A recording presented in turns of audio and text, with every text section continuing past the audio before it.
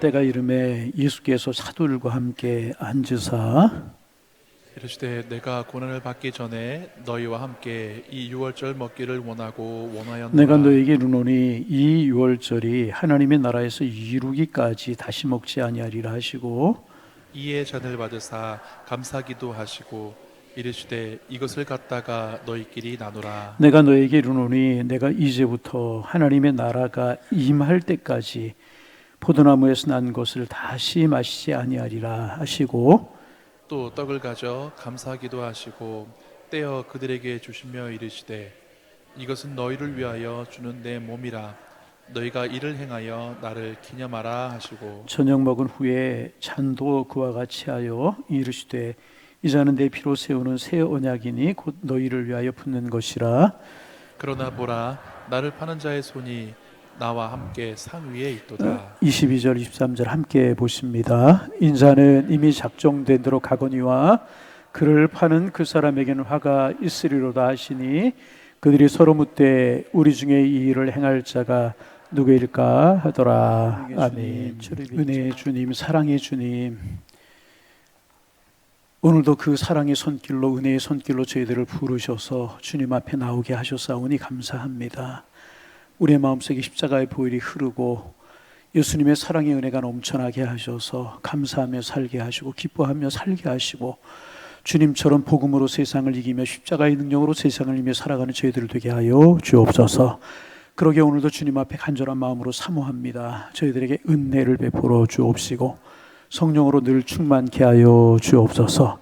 성령이 우리를 이끄시는 삶을 살 수 있는 저희들 되게 도와주셔서 황량하고 사막 같은 저희들의 마음이 살림과 같은 아름다운 마음이 될 수 있도록 축복하셔서 덕을 세우며 의를 행하며 하나님을 영화롭게 많은 사람들에게 복을 나누며 살아갈 수 있도록 축복하여 주옵소서.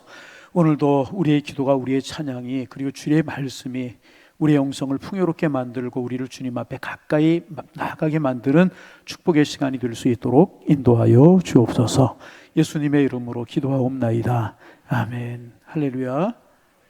할렐루야. 예, 우리가 수요일마다 누가복음을 묵상하면서 주님의 행적을 따라가고 있습니다. 이제 주님께서 이 땅에서 마지막에 가까웠음을 알리는 여러 가지 사건들이 이제 벌어지게 됩니다. 그래서 지난 주에는 우리 전사님이 설교를 하셨고 그 전 주에 제가 이제 예수님께서 마지막 만찬을 준비하시는, 그래서 베드로와 요한을 보내시면서 길에 가다가 물동이를 들고 가는 남자를 만나거든 식사 자리를 우리 주님이 마련하라고 하신다. 그래서 시작된 게 성만찬이고 그게 마가의 다락방이었다, 집이었다, 그런 말씀을 이제 우리가 나누면서 은혜를 나누었습니다. 그래서 예수님께 잡히시기 전날 밤 저녁이 되어서 불과 그러니까 예수님께서 체포되기 몇 시간 전에 이제 만찬을 우리 성만찬이라고 부르고 최후의 만찬이라고 부르는 그런 이제 말씀, 그런 이제 성만찬이 드디어 시작이 되는 그런 말씀이 오늘 우리가 나눌 그런 말씀입니다. 그런데 이제 오늘 성경에 보면 때가 이르매라고 하는 말로 말씀을 시작하고 있습니다. 14절 말씀 같이 한번 읽어 보십니다.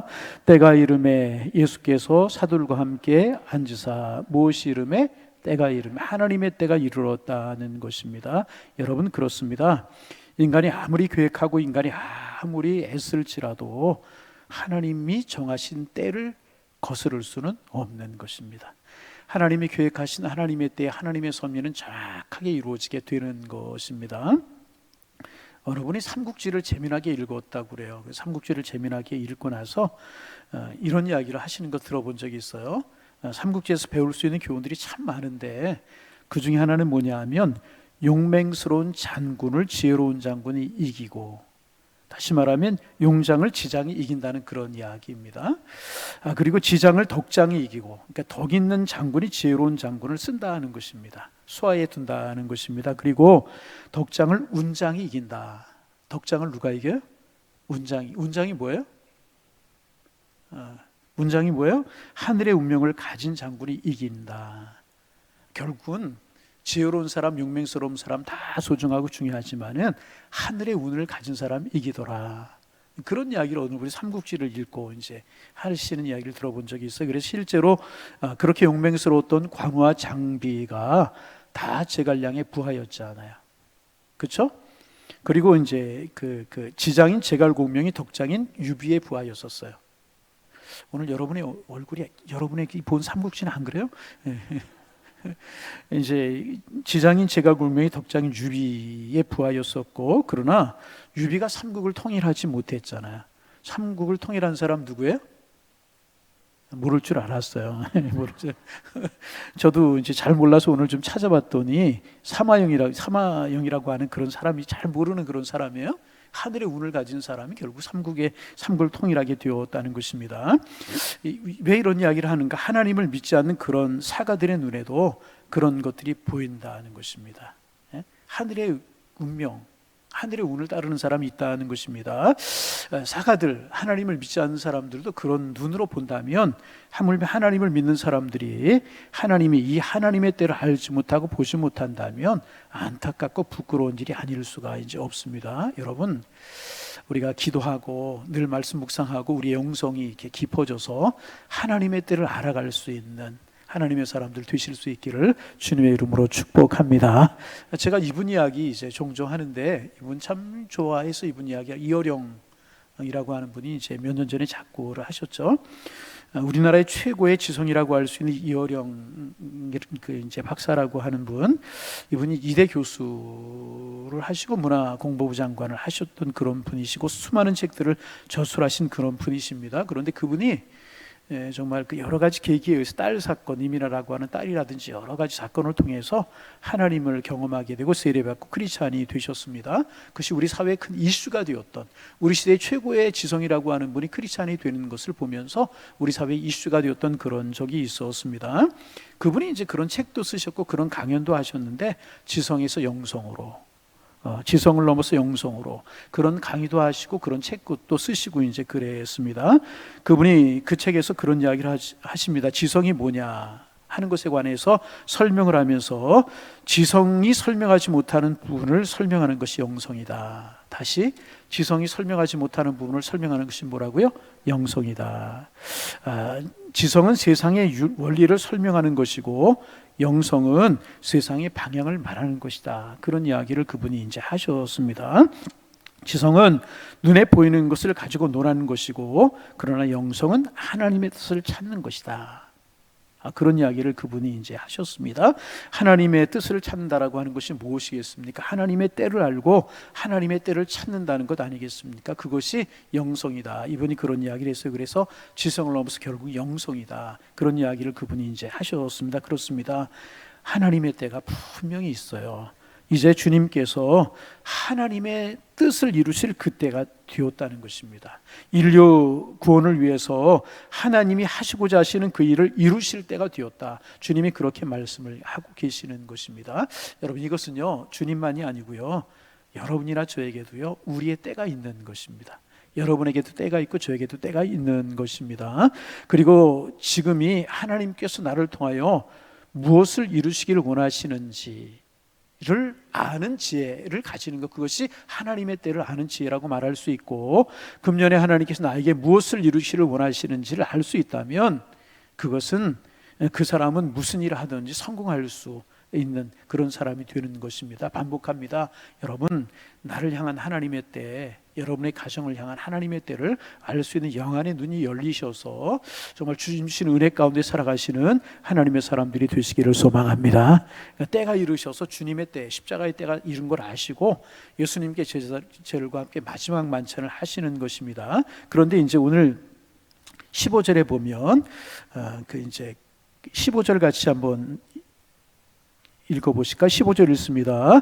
이르시되 내가 고난을 받기 전에 나와 함께 이 월절을 먹기를 원하고 원하였노라. 이제 고난을 받기 전에 너희들에게 마지막 식사를 하기를 내가 원하고 원했다. 이제 그런 말씀을 이제 하셨습니다. 그리고 나서 이제 쭉 이제 그 성찬을 행하시는 그런 모습이 이제 나오는데, 예수님께서 이제 그 사도들과 함께 앉으셔서 유월절 마지막 만찬을 하시는 그런 모습을 볼 수가 있는데, 원래 이제 유월절 만찬은 앉아서 먹는 것이 유월절 만찬이 아니고 서서 유월절 만찬을 먹었다고 이제 그래요. 유대인들의 전통에 따르면. 왜 그러냐 하면 여러분, 유월절은 어느 날 시작이 되었습니까? 이스라엘 백성들이 출애굽하기 전날 밤에, 그죠? 문설주와 임방에 어린 양의 피를 바르고 그 다음날 아침에 일찍 출애굽하지 않습니까? 쫓겨나듯이 이스라엘 백성들이 나와서 급하게 누르기 들지 않은 그런 떡을 먹으면서 출애굽을 했단 말이죠. 그러면서 이 식사를 했던 거, 무교병을 먹었던 것이 6월절의 시작이란 말이죠. 그러니까 앉아서 먹을 그럴 여유가 없었다는 거죠. 그래서 그 6월절 정신을 기리면서 유대인들은 6월절 만찬하면서 처음에는 서서 6월절 만찬을 했다고 그래요. 그리고 이제 시간이 지나면서 편의를 따라서 이게 이제 앉아서 6월절 만찬을 먹게끔 그렇게 이제 바뀌게 되었고, 이제 유대인들이 이제 앉아서라고 되어 있지만은 유대인들이 이런 6월절 만찬에 식사를 할 때는 우리처럼 이렇게 앉아서 식사를 하는 것이 아니라 비스듬히 이렇게 누워서 식사를 했다고 그래요. 쉽게 말하면 쿠션 같은 거를 의자 위에다 2개 정도 내놓고 한 45도 정도 몸을 기울인 그런 자세에서 대화도 나누면서 이제 만찬을 즐기고 이제 그랬다고 이제 그래요. 그런 자세로 아마 제자들이 예수님과 함께 유월절 만찬을 이제 했을 것이라는 것입니다. 그리고 주님이 말씀을 하십니다. 다시 한번 15절 16절 같이 한번 읽어봅니다. 이르시되 내가 고난을 받기 전에 너희와 함께 유월절을 먹기를 원하고 원하였노라. 내가 너에게 이르노니 이 유월절이 하나님의 나라에서 이르기까지 다시 먹지 아니하리라 하시고, 무슨 말씀이냐면 이것이 내 생에서 마지막 식사가 될 것이다. 인간 예수로서 먹는 마지막 만찬이 될 것이다. 주님이 그렇게 이제 말씀을 하신 것입니다. 다음 유월절 만찬을 너희와 먹게 될 때는 하나님의 나라가 회복이 되어서, 다시 말하면 제자들이 천국에 올라가서 예수님 품에 안기셔서 그때 너희와 내가 다시 만찬을 하게 될 것이다. 그렇게 예수님이 이제 이야기를 하신지 제자들이 잘 이해를 못했겠죠. 이때까지 제자들은 주님께서 죽으실 것이라고 그렇게 여러 번 은연중에 말씀을 하셨지만은 예수님께서 죽으실 것이라고 하는 생각을 꿈에도 하지 못했어요. 다시 살아날 것이라고 예수님 말씀하셨지만 제자들은 예수님께 죽으셨다 살아나실 것을 상상도 못했지 않습니까? 여러분, 제자들이 예수님의 죽음과 부활을 온전하게 이해하게 된 것이 언제였었습니까? 우리가 아는 것처럼 마가의 다락방에 성령이 임하시고 그들이 성령을 받고 그들의 마음속이 뜨거워지고 영안의 눈이 열리고 나서 예수님의 부활과 죽음을 이해할 수 있게 된 것입니다. 부활하신 주님을 만나고 승천하시는 주님을 본 다음에 성령을 받고 비로소 예수님의 죽음과 십자가와 부활을 이해할 수 있게 되었다는 것입니다. 이때까지만 해도 그들은 잘 몰랐어요. 예수님께서 이 말씀을 하시는 뜻을 잘 몰랐을 것입니다. 이제 이것이 마지막 만찬이 되고 마지막 이후에는 하늘나라에서 너희와 내가 다시 만찬하게 될 것이다. 예수님 이렇게 말씀을 하셨지만은 제자들이 잘 몰랐을 것이라는 것입니다. 여하튼 이 땅에서 마지막 시가가 될 것이다. 그렇게 예수님께서 이제 말씀을 하신 것입니다. 그래서 우리가 이제 마지막 만찬, 최후의 만찬, 이 성만찬을 가리켜서 최후의 만찬이다 이렇게 규를 부르지 않습니까? 이 땅에서 예수님께서 마지막으로 하신 그런 만찬이라고 하기 때문에 최후의 만찬이다. 이제 그렇게 부릅니다. 자, 이제 17절에서 20절을 천천히 한번 같이 한번 읽어봅니다. 이에 잔을 받으사 감사기도 하시고 이르시되 이것을 갖다가 너희끼리 나누라. 내가 너에게 이르노니 내가 이제부터 하나님의 나라가 임하실 때까지 포도나무에서 난 것을 다시 마시지 아니하리라 하시고, 또 떡을 가져다 감사기도 하시고 떼어 그들에게 주시며 이르시되 이것은 너희를 위하여 주는 내 몸이라. 너희가 이를 행하여 나를 기념하라 하시고, 저녁 먹은 후에 잔도 그와 같이 하여 이르시되 이 잔은 내 피로 세우는 새 언약이니 곧 나를 위하여 붓는 것이라. 여러분, 이제 제가 이렇게 좀 긴 말씀을 같이 보자고 한 이유가 있습니다. 여러분, 이 말씀 꼼꼼하게 이제 보셨는지 아니면 대강 따라오셨는지 제가 여러분들에게 시험을 한번 보겠습니다. 이 말씀을 보면서 조금 이상한 부분 느끼지 못하셨습니까? 무슨 말씀이냐 하면, 여러분 한번 이제 대답해 보세요. 우리가 코로나 때 몇 년 동안 이제 성찬식을 하지 못하다가 오래간만에 성찬식을 행했어요. 신앙생활 계속 하시는 분들은 성찬식에 많이 임하셨을 것입니다. 그럼 우리가 성찬식을 행하면서 무엇부터 합니까? 떡부터 나눕니까? 잔부터 나눕니까? 이게 이제 평생 동안 성찬식을 해왔지만은 막상 물으면 헷갈릴 때가 있어요. 떡부터 받았어요? 잔부터 받으셨어요? 전에 교회는 잔부터 받았는데 우리 교회는 떡부터 받아요? 전에 교회는 떡부터 받았는데 우리 교회는 잔부터 받아요? 다 이거 우리 똑같이 행하거든요. 떡부터 나눕니까? 잔부터 나눕니까? 떡부터 나눕니다. 떡을 다 이제 나눈 다음에 그 다음에 잔을 나누잖아요. 근데 오늘 본문에 보면은 무엇부터 예수님께서 나누신 것으로 되어 있어요? 예? 자, 17절 말씀. 이에 잔을 받으사 무엇하시고 감사 기도하시고. 무엇부터 받으셨어요? 잔부터 나누셨다는 거죠. 그래서 여러분, 기독교를 비판하는 안티크리스찬들이 있죠. 그 사람들, 기독교를 공격하는 사람들이 이 부분을 가지고 공격하는 그런 구절 중에 하나인 것입니다. 보라는 것입니다. 이제 성경이 잘못됐다는, 오류가 있다는 것입니다. 오늘 마가복음에는 잔부터 받으신 것으로 되어 있는데 다른 복음서에는 떡부터 받으신 것으로 되어 있어요. 그리고 기독교 전통은 떡부터 나누는 것으로 그렇게 행하고 있습니다. 그러니 기독교 엉터리라는 거예요. 성경 마태복음이 다르고 마가복음이 다르고 누가복음이 다르니까 이것은 무슨 하나님의 말씀이냐, 계시 하나님의 말씀이 아니다, 엉터리다, 오류다, 성경의 오류다, 막 쓴 것이지 하나님의 계시를 받으면 이렇게 다룰 수가 있느냐, 어떻게 어디는 잔부터 받은 것으로 되어 있고 어디는 떡부터 받은 것으로 되어 있느냐, 이것은 잘못이다, 그렇게 이야기하는 사람들이 있습니다. 그런데 여러분, 이제 이것은 성경의 오류가 아닙니다. 그렇게 말하는 사람들이 무식해서 그렇습니다. 자, 무슨 말씀인지를 한번 무식하면 용감하다고 깊이 연구해 보지 않고 그런 이야기를 하는 겁니다. 여러분, 이렇게 말하는 사람들 많이 있어요. 뭐 성만찬뿐만 아니라 다른 부분에서도 성경을 공격하는 사람들 이런 거 가지고 공격하는데, 여러분 성경이 얼마나 하나님의 말씀인지, 성경과 오류가 없는지 제가 한번 말씀을 드려봅니다. 유월절 만찬은요, 본래 잔부터 받는 것이 유대인들의 전통이었다는 거예요. 뭐부터 받았어요? 잔부터 받는 것이 유대인들의 전통이었다는 것입니다. 그런데 먼저 받는 이 잔은, 먼저 이렇게 쭉 돌아가는 이 잔은 모든 사람이 반드시 마셔야 되는 것은 아니었다는 것입니다.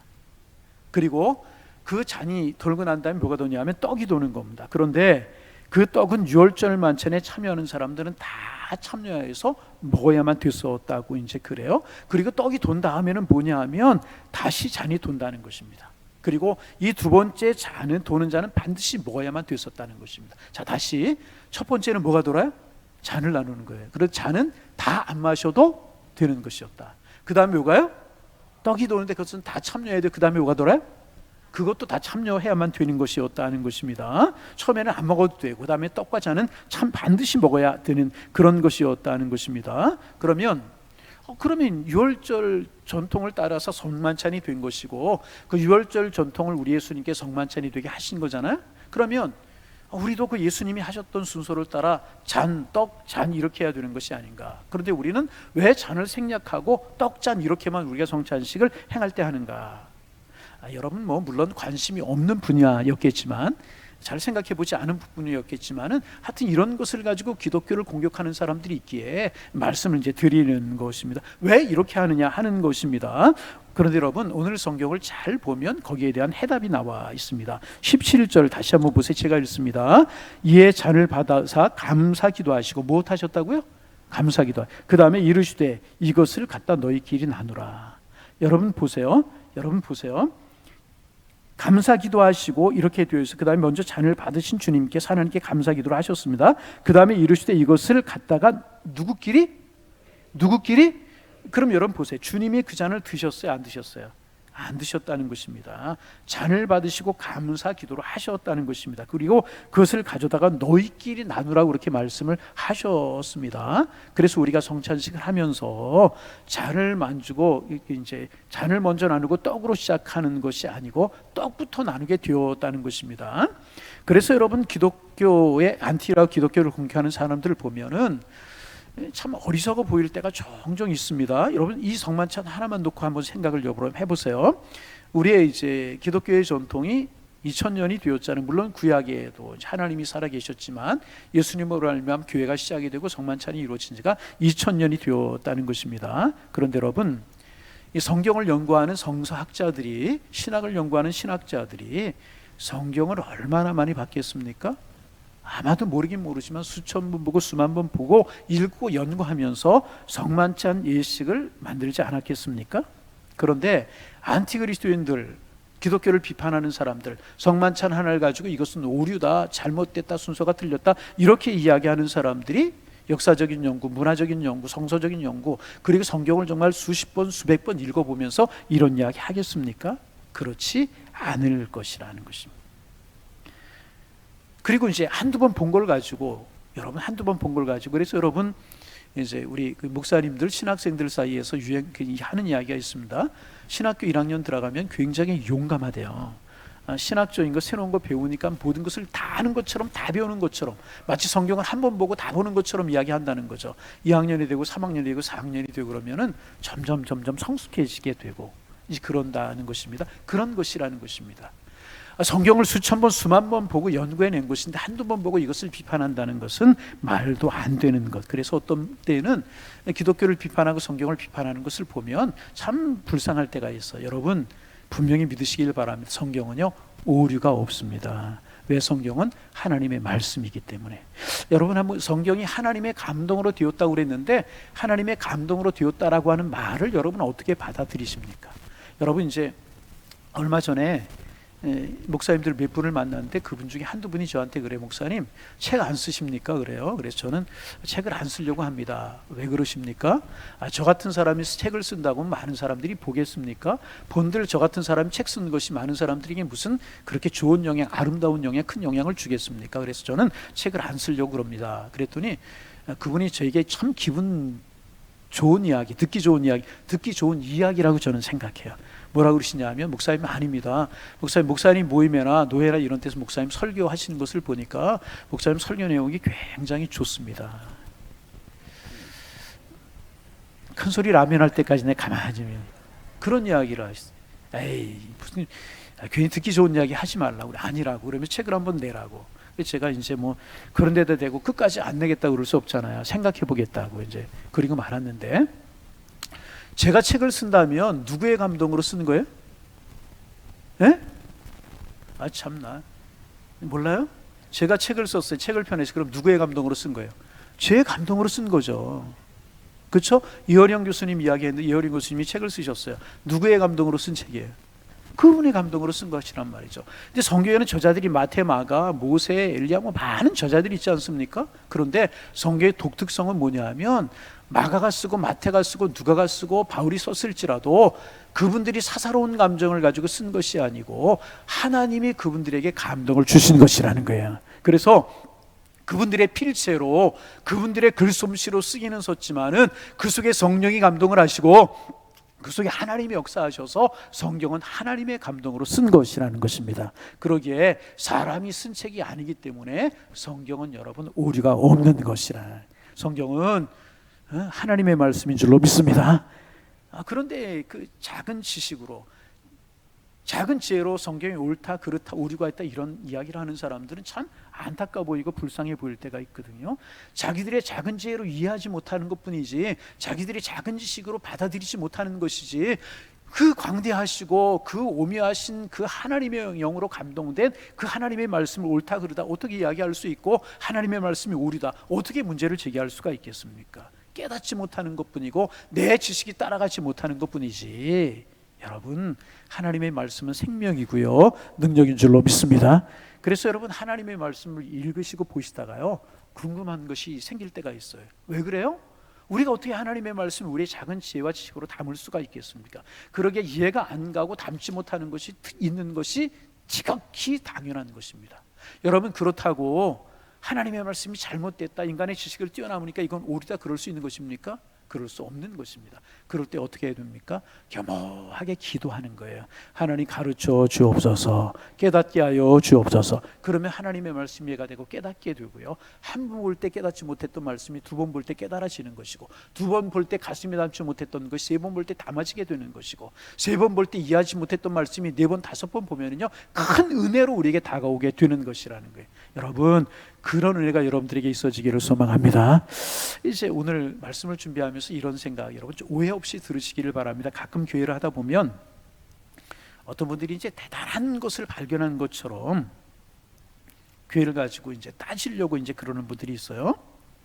그런데 여러분 가만히 생각해 보세요. 목사는요 눈 뜨자마자 무엇부터 생각할까요? 교회를 생각하고 교인들을 생각하는 사람이에요. 언제까지? 눈 감을 때까지. 하루 종일 교회를 생각하고 성도들을 생각하고 말씀 생각하고 그런 삶을 살아가는 분들이 교육자들이거든요. 그런데 이제 어떤 분이 어떤 걸 생각하다가 뭐 나쁜 이야기라고 생각 안 해요. 그런 이야기인데 아주 대단한 것처럼 굉장한 것처럼 와가지고 막 그러는 분들이 있어요. 그러면 그런 것들을 교회를 하는 분들이 3번, 4번, 5번, 10번 생각한 걸까요? 아닐까요? 생각한 거라는 거죠. 그러기에 그런 마음을 좀 갖는 것이 좋아요. 그런 이야기를 할 때 잘못됐다 그런 이야기를 하는 것이 잘못되는 것이 아니고, 첫째는 겸손한 마음을 갖는 것이 중요할 것이다. 두 번째는 사랑하는 마음을 갖는 것이 중요할 것이다. 그래서 겸손한 마음 아니고 사랑하는 마음이 없으면 그 이야기를 하지 않는 것이 유익일 것이라. 나는 대단한 것처럼 생각하고 내 눈에 보이는 그렇게 생각될 수 있지만은 다른 사람은 더 깊이 생각하고 더 잘 생각할 수 있다는 사실을 알고 우리 늘 겸손을 잃지 말고요, 늘 사랑하는 마음을 잃지 않아야 될 것이라. 사랑하는 말로 하는 것에 열매가 있는 것이고요, 겸손한 마음으로 하는 것에 축복이 있게 되고 하나님의 은혜가 나타나게 되는 것이라. 그래서 이것도 떡잔, 그런데 요즘은 떡잔이 되는 것이 성경에 오류가 있고 교회 전통에 잘못된 것이 아니고, 감사기도 하시고 예수님은 안 드시고 나누셨기 때문에 교회가 그런 전통을 받아서 떡 다음에 잔, 그리고 어느 복음서에는 잔을 생략하고 떡잔 이렇게 기록한 것도 있다. 이런 것을 우리가 알고, 하나님의 말씀이 이런 것이구나, 깊이 하나님의 말씀을 알아가고 묵상하고 깨달아갈 수 있는, 그래서 우리의 신앙과 믿음이 성숙해 갈 수 있는 하나님의 사람들 되실 수 있기를 주님의 이름으로 축복합니다. 그래서 정직한 마음으로 성경을 읽으면, 여러분 잘 들어보세요. 정직한 마음으로 성경을 읽으면 하나님의 사랑을 보게 될 것이에요. 무엇을 보게 된다고요? 하나님의 사랑을 보게 돼요. 정직한 마음으로 성경을 읽으면 나의 죄됨과 우리의 죄됨을 보게 되는 것이고요, 정직한 마음으로 겸손한 마음으로 성경을 읽으면 그분의 은혜를 체험하게 되는 것이라. 자, 다시 한번 반복합니다. 정직한 마음으로 성경을 읽으면 하나님의 사랑을 보게 되는 것이고, 나의 부족함과 죄됨을 보내게 되는 것이고, 정직하고 겸손한 마음으로 성경을 보면 그분의 은혜를 깨닫게 되는 것이라. 여러분, 이런 은혜가 우리 모두에게 있어지기를 소망합니다. 그저 내 그릇이 작아서 하나님의 말씀, 하나님의 뜻을 담지 못하는 것뿐이지, 하나님의 은혜는 크고 광대하심.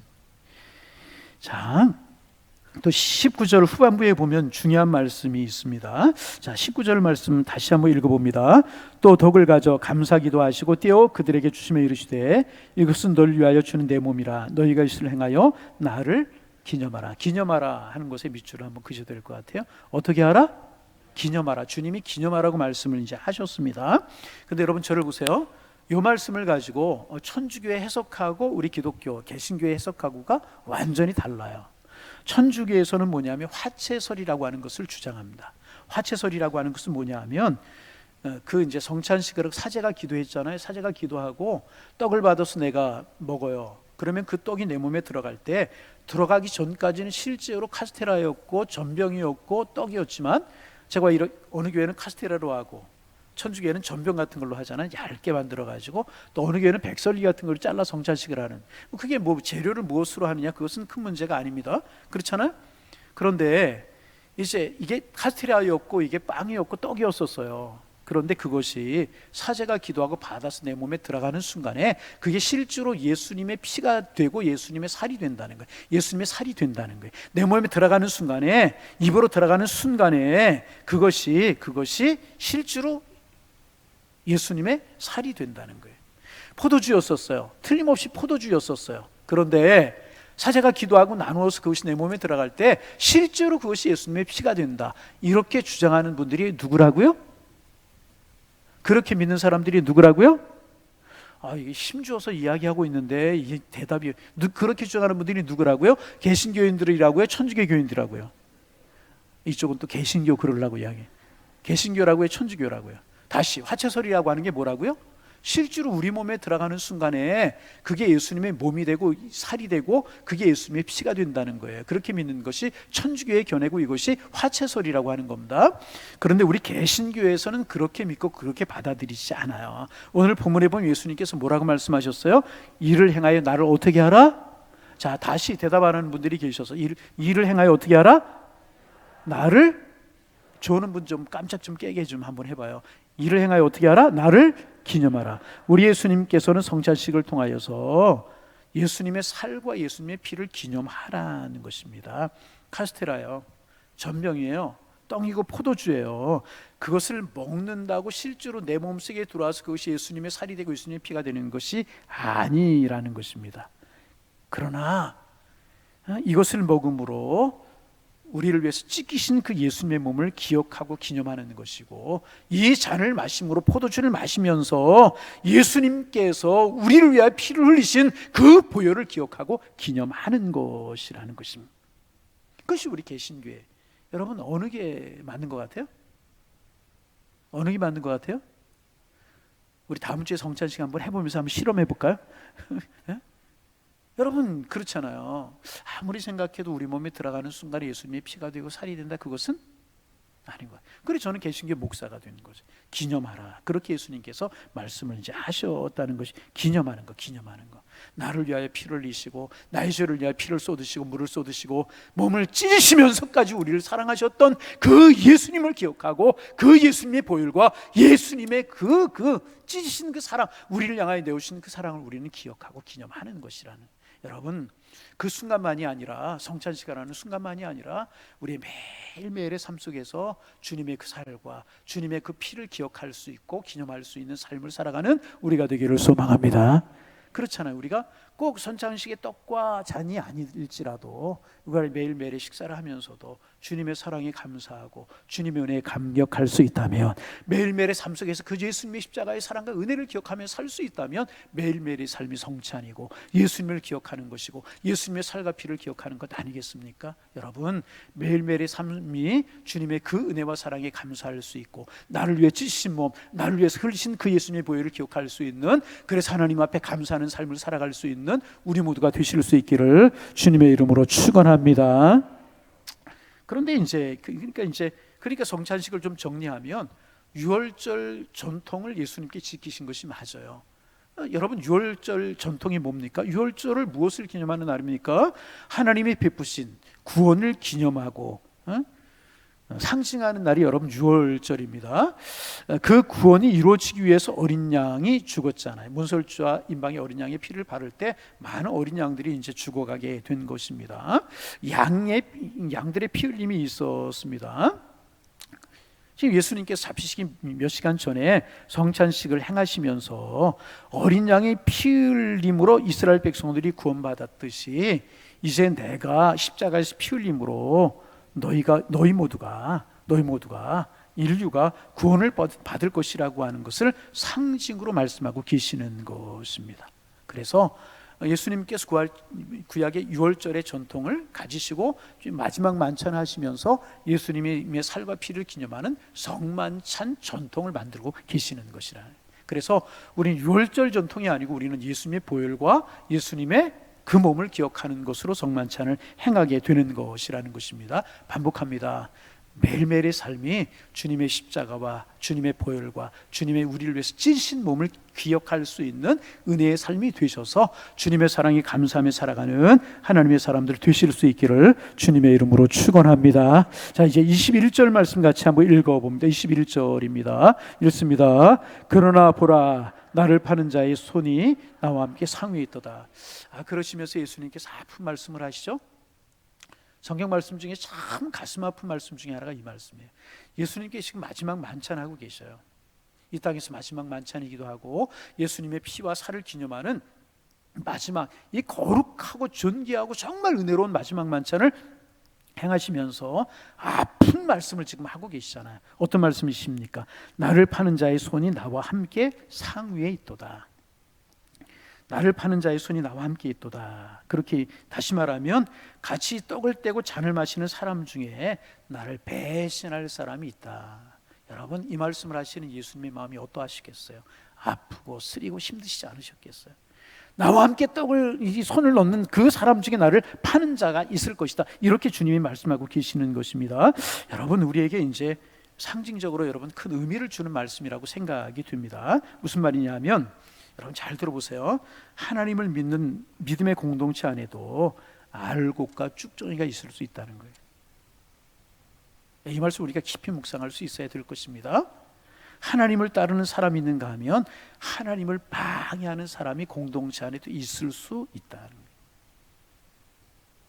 보세요. 12명의 제자들의 무리 중에 예수님을 배신하고 팔 사람이 있었다니. 가슴 아픈, 참 예수님의 눈에 눈물이 맺히지 않았을까, 그런 생각도 해봅니다. 3년 동안 예수님과 동거하고 동락한 제자 중에 나를 팔 자가 있도다, 이 말씀을 하시면서 배신할 자가 있도다, 이 말씀을 하시면서 얼마나 아픈 마음으로 예수님께서 이 말씀을 하셨겠습니까? 여러분, 이 사람이 누구예요? 지금 예수님께서 말씀하신 이 사람이 누구예요? 다 자신 있게 이야기 좀 해보세요. 나는 아닙니다 그러지 말고. 누구라고요? 바로 유다. 우리는 알아요. 근데 예수님의 제자들 알았을까요? 몰랐을까요? 몰랐죠. 예수님은 아셨어요. 예수님은 아셨어요. 제자들은 몰랐지만, 여러분, 예수님과 함께한 공동체였었어요. 예수님이 누구세요? 하나님의 아들이세요. 인류 구원의 십자가에 죽어갈 주님이셨어요. 그런데 그 예수님과 함께한 3년 동안 동고동락한 공동체 안에도 이런 가룟 유다 같은 사람이 있었다는 거예요. 예수님을 배신하는 사람이 있었다는 거예요. 그렇다면 하물며 부족한 우리들이 모여있는 공동체 안에 어찌 이런 사람이 없을 수 있겠습니까? 여러분, 이런 생각, 그렇잖아요. 예수님이 목회하셨던 12명, 그것도 많은 사람도 아니고 12명의 공동체 안에 예수님을 배신할 사람이 있었다. 그러면 하물며 부족한 우리들이 모이는 우리 가운데, 부족한 사람이 목회하는 우리 공동체 안에 이런 사람이 어찌 없을 수 있겠는가? 그러면 여러분, 중요한 것이 무엇이겠습니까? 참 중요한 것이 있습니다. 중요한 것이 무엇이겠습니까? 내가 이런 사람이 되지 않는 것이 중요하다는 거예요. 아멘. 무엇이 중요하다고요? 내가 이런 사람 되지 않. 우리 공동체 안에 이런 사람 없게 해달라고 기도하고, 기도할 뿐만 아니라 내가 그런 사람이 되지 않게 해달라고 기도해야 되는 것이라. 누가 장담할 수 있겠어요? 여러분, 누가 장담할 수 있겠냐면, 거친 돌이 되고 공동체를 허무는 사람이 되고 하나님의 일을 방해하는 사람이 되지 않고 하나님의 나라에 도움이 되고 주님의 사역의 동역자가 되는 사람이 되게 해달라고 기도해야 될 것이라. 여러분, 그렇잖아요. 예수님의 공동체 안에도 이런 사람이 있었다면 우리 공동체 안에 왜 이런 사람이 없을 수가 있겠어요? 우리의 기도 제목은 그런 사람 없게 해달라고 기도하는 것도 기도해야 되지만 내가 그런 사람 되지 않도록 해달라고 기도하는 것 중요하다. 여러분, 20절 말씀 한번 같이 한번 읽어 보실까요? 자, 20절 한번 읽어봅니다. 저녁 먹은 후에 잔도 구하치하여 이르시되 이 잔은 내 피로 세우는 새 언약이니 곧 너희를 위하여 붓는 것이라. 예수님의 십자가, 이제 지금 하나님의 예정과 하나님의 섭리 가운데에서 예수님은 33살의 나이에 십자가를 지시고 죽으시게끔 되어 있었어요. 이것은 하나님이 정하신 거예요. 하나님의 예정이었고 하나님의 섭리였습니다. 예수님은 그래서 33살에 돌아가시게 되어 있었다는 것입니다. 하나님의 섭리 예정이었다는 것입니다. 그리고 누군가가 한 사람 예수를 팔게 되어 있었습니다. 이 누군가가 정해지지는 않았었다는 것입니다. 그런데 예수님 주변에 있었던 사람 중에서 사탄에게 선택받은 어떤 사람이 예수를 팔게 되어 있었다는, 그 사람이 누가 된 거예요? 가룟 유다가 되는 것이라. 그러므로 이렇게 이야기할 수 있습니다. 가룟 유다는요, 선택받은 악인이었습니다. 어떤 사람? 선택받은 악인. 사탄에 의해서 선택받은 악한 사람이었다는 것입니다. 사탄이 예수님 주변에 있는 사람을 자기의 도구로 써야 되는데 가만히 보니까 그 일에 가룟 유다가 제일 적합했다는 거예요. 왜냐하면 그의 마음에 돈을 사랑하는 탐심이 있었어요. 성경에 나오는 거잖아요. 메시아에 대한 그릇된 이해가 있었어요. 예수님이 정적인 메시아가 될 것이라고 생각했는데 예수님이 자꾸 죽음을 이야기하거든요. 자기 뜻에 안 맞는다는 거예요. 메시아관이 잘못되어 있었어요. 그는 굉장히 분노의 사람이었고 그는 거짓의 사람이었습니다. 다시 말하면 사탄이 틈타기에 좋은 여건을 갖추고 있는 사람이 가룟 유다였다. 그래서 사탄이 가룟 유다를 들어서 쓰게 된 것이라. 그래서 여러분 우리가 조심하고 늘 깨어 기도하고 경건에 이르기를 연습해야 되는 이유가 여기에 있는 것입니다. 우리 몸에 이제 질병이 걸려요. 우리 몸에 질병이 걸리는 이유가 여러 가지가 있죠. 그 중에 하나가 바이러스라고 하는 거예요. 그런데 여러분 바이러스가 창궐하고 떠든다고 해서 모든 사람이 다 질병에 걸려요? 아니, 면역력이 있고 건강한 사람은요 바이러스에 안 걸리고 질병에 안 걸리게 되는 것이라는 것입니다. 내가 저항력이 강하면 바이러스도 감염이 되지 않고 건강할 수가 있다는 것입니다. 사탄이 누군가를 자기의 도구로 써야 되겠는데 가만히 보니까 가룟 유다가 자기의 도구로 쓰기에 적합한 여러 가지 조건을 갖추고 있었다는 거예요. 분노의 사람이었고, 돈을 사랑하는 사람이었고, 감정의 사람이었고, 거짓의 사람이었고, 밀시관이 잘못되어 있었고, 그러기에 사탄이 가룟 유다를 꽉 붙들고 악의 도구로 사용하게 된 것이라. 예수님 말씀하시잖아요. 인자는 이미 작정대로 된 대로 가거니와, 그렇잖아요. 그를 파는 사람에게는, 그 일을 하는 사람에게는 화가 있을 것이다. 여러분 우리가 절대로 이런 악한 도구로 쓰임 받아서는 안 될 것이다. 늘 그래서 우리가 조심해야 될 이유는 여기, 내가 옳은 것이라고 주장하는 것 속에 사탄이 틈타는 것이 있을 수 있고요, 내가 생각하는 그 생각 속에 사탄이 틈탈 수 있다는 사실을 늘 기억해야 될 것이라. 그래서 하나님의 뜻을 이루는 하나님의 종이 될지언정 이렇게 사탄의 계략에 빠져서 사탄의 악한 종으로 쓰임받는 사람 되지 않게 하여 주옵소서. 늘 기도해야 될 것이라. 여러분, 선한 일에 쓰임받는, 주님의 아름다운 일에 쓰임받는 하나님의 사람들 다 되실 수 있기를 주님의 이름으로 축원합니다. 그러자 이제 23절 마지막으로 읽어봅니다. 읽습니다. 그들이 서로 묻되 우리 중에서 이 일을 행할 자가 누구일까 하더라. 여러분, 예수님께서 이 말씀을 하셔서 나를 파는 자의 손이 나와 함께 상위에 있도다. 이럴 때 여러분 가룟 유다의 마음이 어땠겠어요? 가만히 생각해봐요. 가룟 유다의 마음이 뜨끔하지 않았을까? 왜? 지금 음모를 꾸미고 있었기 때문에. 그렇지 않아 뜨끔하지 않았을까? 그런 생각을 해봅니다. 한 사람의 마음은 뜨끔했고 나머지 사람들이 이게 뭔가 어리둥절했었을 것입니다. 여러분, 죄가 있고 잘못 있는 사람은 항상 하나님의 말씀을 들을 때 뜨끔하게 마련해요. 그럼 여러분, 예수님께서 이 말씀을 하실 때 가룟 유다의 마음속에 뜨끔하는 생각이 들 때 가룟 유다가 돌이킬 수 있었을까요? 없었을까요? 돌이킬 수 있었다는 것입니다. 이 순간이라도 종교 지도를 찾아가서 예수님을 은삼십에 팔지 말고 은삼십을 던져버리고 도망가 버렸다면 그의 운명이 이렇게 비참해지지 않았을 것이라는 것입니다. 여러분, 하나님에게 감동을 주실 때가 있어요. 뜨끔뜨끔하실 때가 있어요. 뜨끔뜨끔 아니더라도 조금 따끔따끔할 때가 있을 것이라. 그때 여러분 돌이켜야 되는 것이라. 하나님 앞에 돌이키시길 바랍니다. 그러면 하나님이 싸매 주시고 고쳐 주시고 크신 사랑으로 받아 주실 줄로 믿습니다. 그러면 다시 우리가 하나님의 선한 도구로 쓰임 받을 수 있게 되는. 오늘 주님 마지막 만찬 행하신 만찬에서 우리 이런 교훈들을 얻게 되었는데, 앞으로 행하는 성찬식들이 여러분의 은혜가 되기를 바라고, 십자가의 사랑 주님의 은혜가 여러분들에게 넘쳐나기를 소망합니다. 쓰임받되 가룟 유다처럼 쓰임받지 말고 선한 도로 쓰임받는 여러분들 되셔서 주님 앞에 기쁨이 되고 여러분에게 축복이 되는 그런 삶을 살아가는 하나님의 사람들 되실 수 있기를 주님의 이름으로 축원합니다. 축원합니다.